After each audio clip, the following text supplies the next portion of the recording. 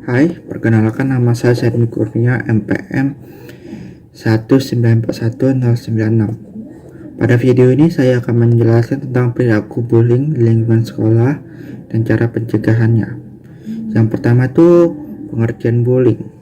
Bullying, perundungan, risak, maupun penindasan adalah segala bentuk kekerasan yang dilakukan oleh seseorang maupun sekelompok orang terhadap orang lain dengan tujuan untuk menyakiti, mengintimidasi, menindas, dan mengganggu korbannya. Sepanjang tahun 2019, KPAI telah menerima 153 kasus bullying, yang mana sebanyak 39% terjadi pada jenjang SD, MI, 22% terjadi pada jenjang SMP, MTS, dan 39% terjadi pada jenjang SMA sederajat. Dari 153 kasus tersebut, sebanyak 16 kasus diselesaikan melalui rujukan pihak terkait, 19 kasus melalui mediasi, sedangkan sebanyak 118 kasus melalui rapat koordinasi, yang mana 95-nya melalui rapat koordinasi pusat dan 23-nya melalui rapat koordinasi Pemda. Jenis-jenis bullying itu terbagi menjadi yang pertama bullying fisik, yang kedua bullying verbal, yang ketiga bullying non-verbal langsung, yang keempat bullying non-verbal tak langsung, yang kelima cyberbullying, yang keenam bullying relation. Jeratan hukum bagi perilaku bullying telah diatur dalam undang-undang. Yang pertama itu pada pasal 76C Undang-Undang Nomor 35 Tahun 2014 yang berbunyi, setiap orang dilarang menempatkan, membiarkan, melakukan, turut melakukan atau turut serta melakukan kekerasan terhadap anak. Yang kedua itu pasal 80 Undang-Undang Nomor 35 Tahun 2014 ayat 1 yang berbunyi, setiap orang yang melanggar ketentuan sebagaimana yang dimaksud pada pasal 76C dipidana dengan pidana penjara paling lama 3 tahun 6 bulan dan atau denda paling banyak 72 juta rupiah. Pada ayat 2-nya yang berbunyi, dengan hal anak sebagaimana dimaksud pada ayat 1 luka berat, maka pelaku dipidana dengan pidana paling lama 5 tahun dan atau denda paling banyak 100 juta rupiah. Pada ayat 3 yang berbunyi, dalam hal anak sebagaimana yang dimaksud dengan ayat 2 mati, maka pelaku dipidana dengan pidana paling lama 15 tahun dan atau denda paling banyak 3 miliar rupiah. Ayat 4, pidana ditambah sepertiga dari ketentuan sebagaimana yang dimaksud pada ayat 1, ayat 2, dan ayat 3 apabila yang melakukan penganiayaan tersebut orang tuanya. Jika kasus bullying dilakukan di lingkungan sekolah, maka kita perlu melihat juga pasal 54 Undang-Undang Nomor 35 Tahun 2014 yang berbunyi, ayat 1, anak di dalam dan di lingkungan satuan pendidikan wajib mendapatkan perlindungan dari tindakan kekerasan fisik, psikis, kejahatan seksual, dan kejahatan lainnya yang dilakukan oleh pendidik, tenaga pendidik, sesama peserta pendidik, dan atau pihak lainnya.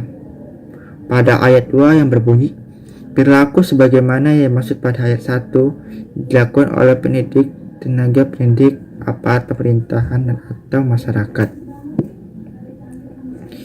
dan dilakukan dan dimaksud dengan satuan pendidik adalah tempat atau wilayah berlangsung proses pendidikan. Sementara itu yang dimaksud dengan pihak lain antara lain petugas keamanan, petugas kebersihan, penjual makanan, petugas kantin, petugas penjemput sekolah, dan penjaga sekolah. Ini artinya sepatutnya peserta didik di sekolah mendapatkan perlindungan dari tindakan bullying yang berupa tindakan kekerasan fisik maupun psikis.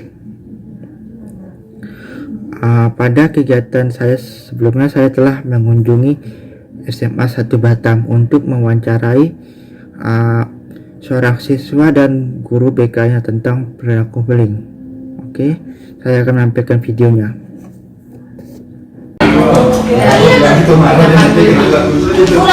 Kalau menurut saya sendiri ya, bullying itu kayak suatu perilaku, suatu kegiatan untuk melukai fisik atau mental seorang yang menyebabkan seorang itu kayak merasa depresi dan merasa tertekan.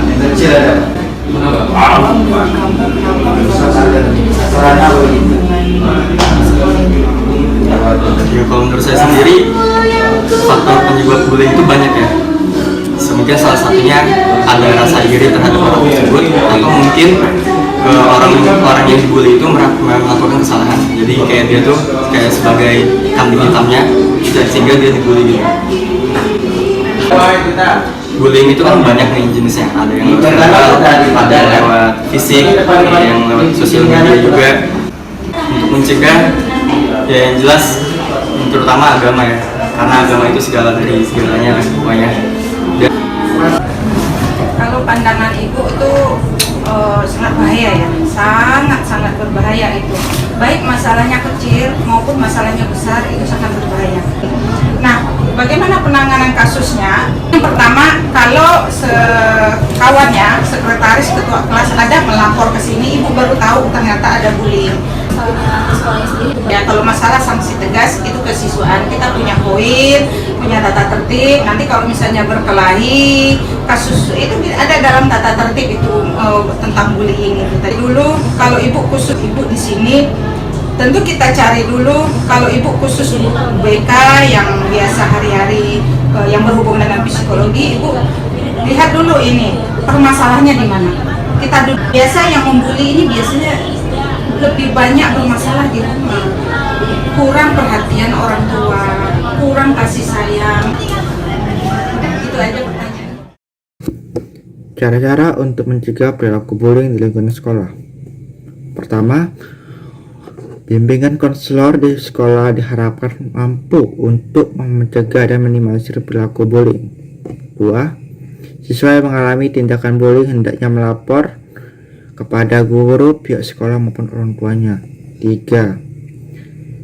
Guru turut memberikan edukasi maupun sosialisasi tentang perilaku bullying, cara mencegahnya, dan akibat dari tindakan bullying tersebut. 4. Siswa lainnya harus turut mencegah, melerai, dan melaporkan apabila terjadi bullying di lingkungan sekolah. 5. Guru, orang tua harus peka terhadap korban bullying dan tidak meremehkan tindakan bullying tersebut. 6. Lingkungan sekolah maupun ruang kelas hendaknya dipasang CCTV agar pihak sekolah mampu untuk mengetahui apa saja yang dilakukan oleh siswanya. 7. Apabila tindakan bullying tersebut sudah melewati batas sampai dengan adanya korban mengalami luka, itu bisa diadukan kepada pihak berwajib. Sekian dari saya tentang perilaku bullying di lingkungan sekolah dan cara mencegahnya. Semoga video ini bermanfaat dan bisa untuk mencegah tindakan bullying